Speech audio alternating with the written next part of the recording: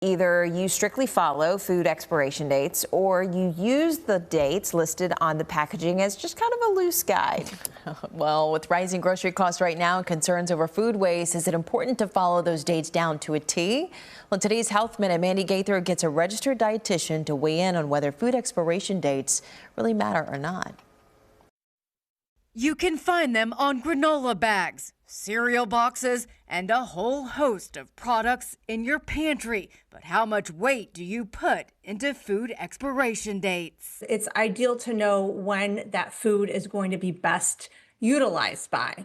Now, that's where it gets a little tricky. So that's just an estimate. Registered dietitian Julia Zumpano with Cleveland Clinic says there are 3 kinds of food expiration dates. One is sell by, that tells the store how long they should display the item for sale. Then there's best by, or best if used by, which is when the product will have its best flavor and quality.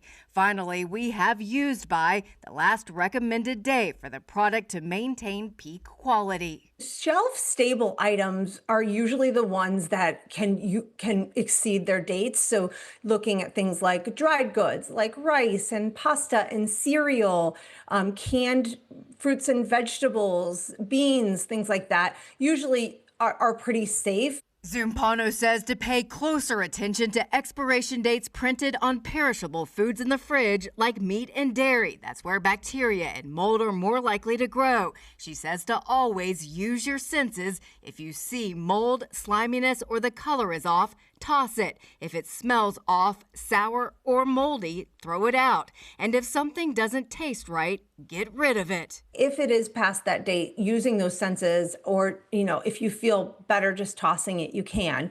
But the goal here is to reduce food waste.